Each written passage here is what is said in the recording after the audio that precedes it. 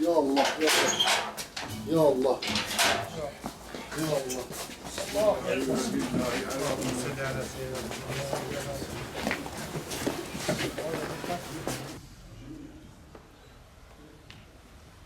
Allahu Ekber.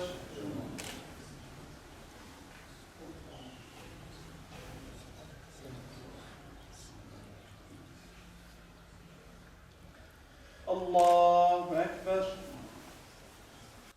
Allahu Ekber. Esselamu Aleyküm ve Rahmetullah. Esselamu Aleyküm ve Rahmetullah. İlâ ruhi Resulüllâhi ve sahabı ve zürriyetil ecmaîn ve ilâ ruhihel Fâtiha.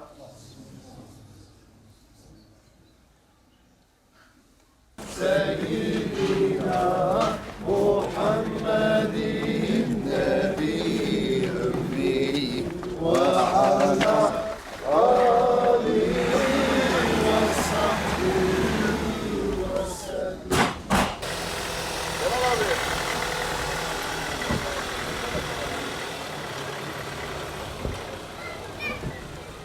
Bu sabah saat 7.30'da Hakk'ın rahmetine kavuştu. Annem son 20 senedir evlat hasreti çekti ve özellikle de bu son 6 sene evladından tümüyle kopardılar. Onu koparanların Rabbim hakkından gelsin. O hasretle, evladın hasretiyle gitti. Rabbim bizi cennete bir araya getirmeyi nasip eylesin. Nerede abimin özlemi içindeydi. Bir araya gelememeyi. Zaten annemle abim yıllarca birbirine hasret cezaevi sürecinde gene ayda bir görüş oluyordu. Biz gidiyorduk fakat bu hicretten sonra bir daha onu görememen hasretiyle içinde nüksetmişti. Bazen biz diyorduk anne sen abinin ismini an.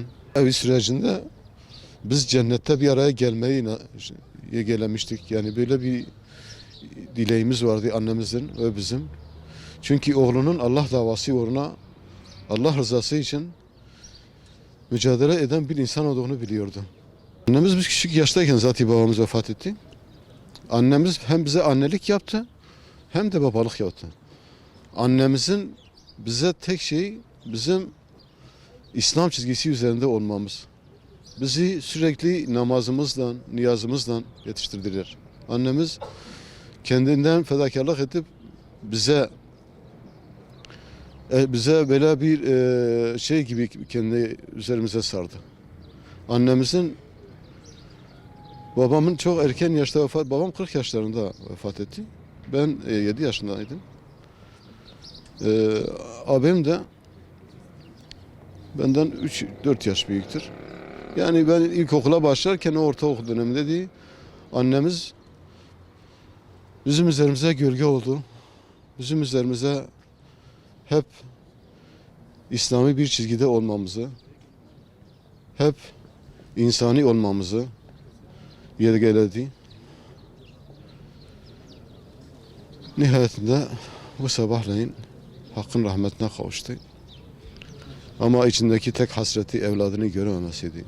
İçinde büyük bir nükstü. Rabbim hakkı hak etsin. Bizi birbirimizden ayıranların Rabbim görüyor. Biz ahirette onların hesabına Rabbim herhalde ahirette ondan soracaktır inşallah. Gözü hep dışarıdaki insanların o mahzumiyetleri, o mazlumiyetleri ve o bataklığa sürüklememeleri için vereceği mücadelesindeydi. Şimdi annem fazlasıyla abimle yan yanaydı. Bu haksız yapılan bu suçlamalar, bu cezalandırmalar sonrasında bir yıkıldı yani. Döküldü. Biz bu yaşlıyı yıllarca cezaevi kapılarında dolaştırdık. Bu ona yeterince zaten zorluk ve hasret veriyordu. Yıllarca o cezaevi çıkışından sonra yani tekrardan yeni bir hasret başladı ki bu sefer hiç görüşmemek hasreti başladı. Hiçbir yerden ne olduğu, nerede olduğu, sadece onu Rabbine havale ettiğini, Rabbinin ona yardımcı olmasını, Rabbinin ona muhafaza etmesi, sürekli ona o duada bulunuyordu. Elbette ki annem gün be gün onun gidişinden sonra eridi ve çöktü. O evlat hasretiyle çöktü yani insan, Rabbim kimseye evlat hasreti vermesin.